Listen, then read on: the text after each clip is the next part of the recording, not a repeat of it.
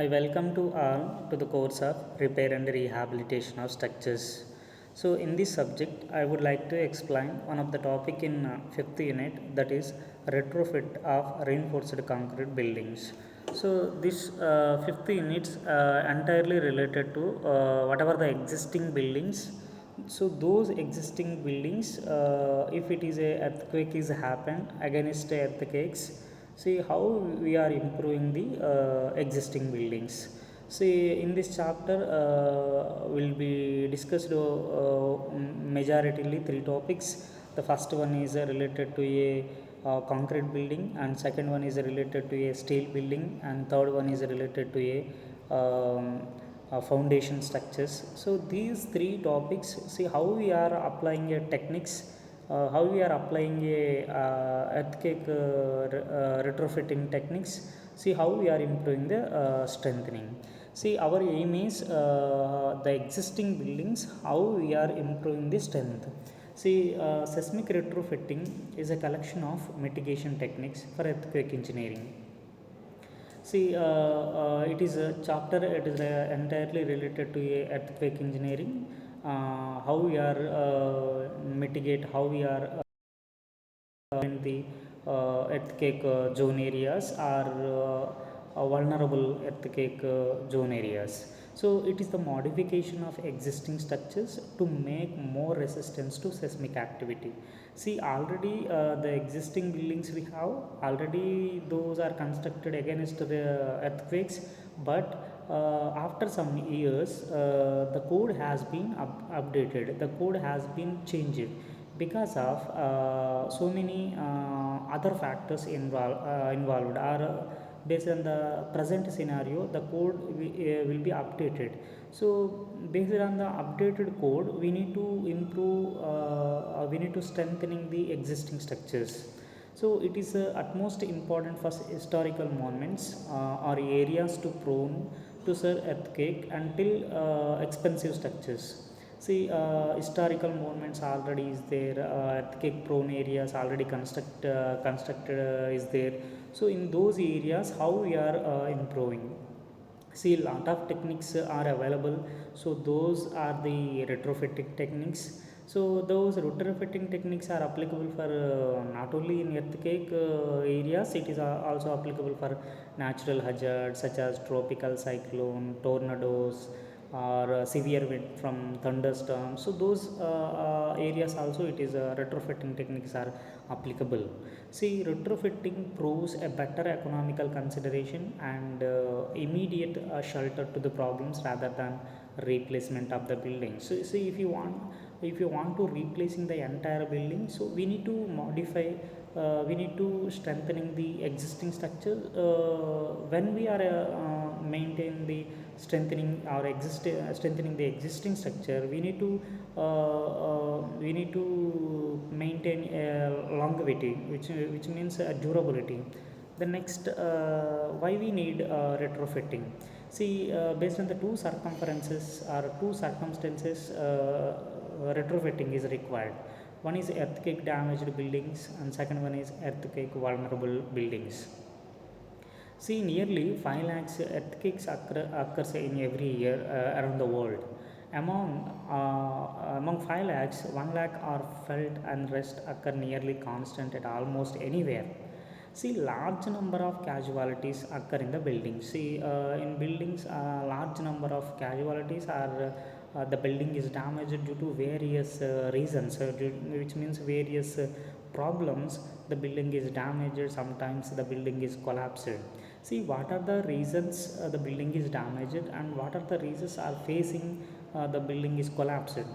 First one is inadequate design, and second one is poor construction and maintenance, and third one is lack of resources, and fourth one is inadequate knowledge and awareness, and fifth one is inadequate safety implementations. See, when we are improper design, so the building is collapsed or damaged. When we are using a poor materials, or when we are not maintain inspection or maintenance, then the building will be face a problem. And lack of resources, knowledge, if you are not maintain your safety, then only the problems will be faced. See, the first condition, retrofitting is required or needed existing earthquake vulnerable buildings. See, building has been designed according to the seismic code. We already discussed it already in olden days or present days also seismic code is followed. But so after some years, the seismic code is changed. So seismic code changed means the values also changed. So based on the present values, we need to improve the strengthening the existing structure. But the code has been upgraded in the later years. Building designed to beat the modern seismic code. That's why the strengthening is required.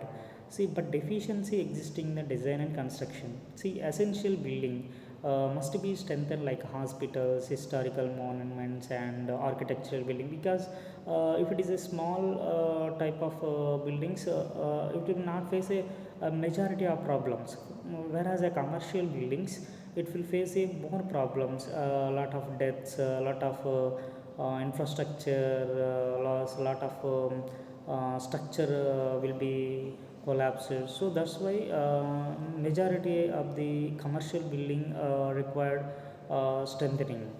And later, earthquake design philosophy. See, in earthquake design philosophy, we have a three types of earthquake design philosophy is there. So first one is minor earthquake. When it is a minor earthquake, see how we are improving the elements.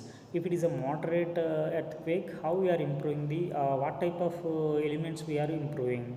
If it is a strong earthquake, see what type of elements are improving. The first case, minor and frequent shaking. So when the earthquake is frequently shaking, the main members of the building to carry vertical and horizontal force should not be damaged.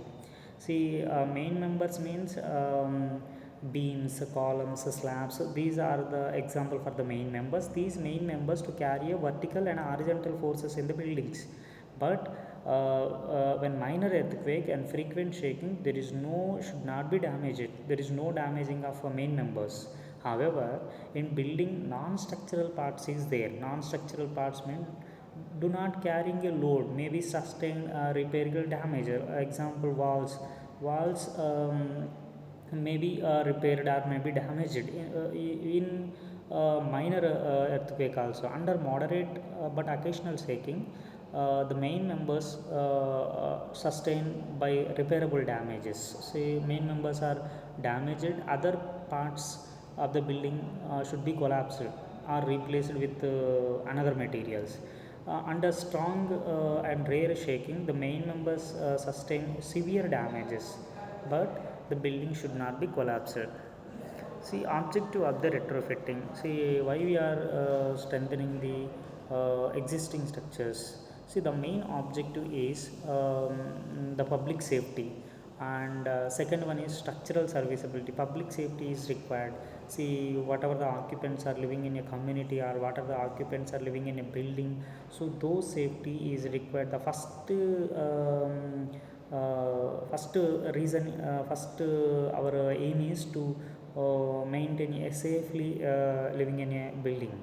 The second one is structural serviceability. When we are improving or when we are upgrading the structures, then the lives of the structure will be more. And structural functionality.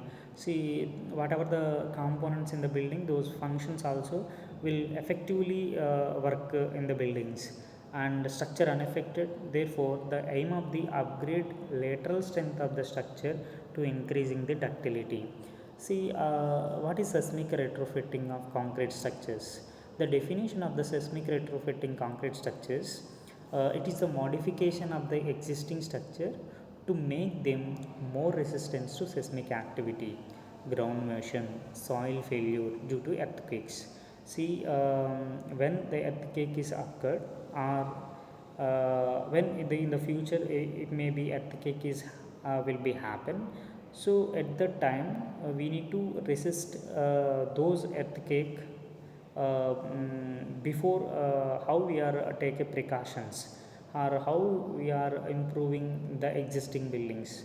See, the retrofitting technique also applicable for natural hazards like tropical cyclones. So those areas also applicable this type of retrofitting techniques. See, the main aim is we already discussed it, upgradation of lateral strength of the structure increasing the ductility of the structure. Ductility means the tensile strength of the structure is improved, because if the tensile strength is improved, which means the structure will not directly collapse within the short span, which means suddenly it will not a suddenly failure, it will take more time to fail. So that's why increasing the ductility of the structure, increasing the strength and durability. See what are the retrofitting techniques are available for building or concrete structures. See, retrofitting techniques are mainly classified into two categories. One is global retrofitting techniques, and second one is local retrofitting techniques. First one is in global retrofitting techniques, we have 8 types of retrofitting categories are there: adding shear wall, adding infill wall, adding bracing, adding wing wall, wall thickening, mass reduction, base isolation, mass dampers. These 8 are the related to a global wise, which means world wise, which means whereas a local wise, see what are the strengthening techniques, or what are the improving techniques: jacketing of beams, jacketing of columns, jacketing of beam column joint, and strengthening of individual footing. See, the global wise, we are adding some component to resisting external load. Here local wise, we are adding jackettings. Jacketing means the additional support is required for columns, beams. See, first one is adding shear wall.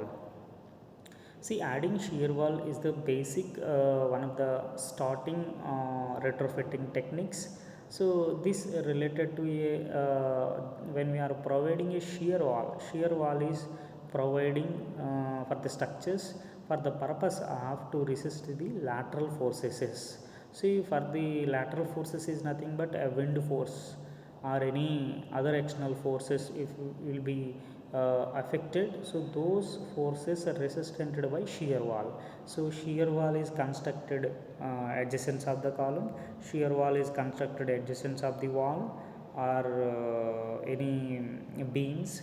So those maintain a resistant capacity. See, constructional consideration to find the location which may align to align the full height of the building to minimize the torsion, and to often desirable to locate the walls adjacent to the beam between the columns, so that minimum slab demolition is required. So the reinforcement has to pass through the holes in the slab around the beams to avoid the interface, which means adding shear walls means that is a reinforcement, one type of reinforcement is provided. And wall thickness also varies from 15 to 25 centimeters and is normally placed externally. So we are providing shear wall thickness 15 to 25 centimeters. So these are the some limitations. Increasing the lateral resistance, which I already discussed. Increasing the wind force or any lateral force is affected, so that will be controlled by shear wall. Increasing the dead load of the structure, self weight of the structures, excessive destruction at each floor level as a result functioning of the disability of the building. So the next, this is the example diagram of adding new shear wall. If you see in the slide, the reinforcement will be provided additionally with a thickness of 10 to 15 centimeters. See, by providing a adding new shear wall, what will be achieving? See, it is used for non-ductile reinforced concrete frame buildings, and the added elements can be either cast in place or precast concrete element, which means already prepared elements may be placed already, or inside maybe the preparation is required. See, the new elements preferred in the place at the exterior of the building. So these shear wall is provided exterior of the building or exterior of the wall. However, it may cause in the appearance. So it increasing the lateral strength, ductility and stiffness of the buildings. See, second one is adding infill wall. Infill wall is adding the purpose of it is also for resisting the lateral stiffness or lateral strength and overall ductility and energy dissipation capacity. See, the structural load transfer mechanism changed from frame action to predominant truss actions. So, in this, some bricks are added to support the lateral resistance capacity. So, this is the second repairing retrofitting techniques for concrete structures. And these two are the major retrofitting techniques in concrete structure buildings.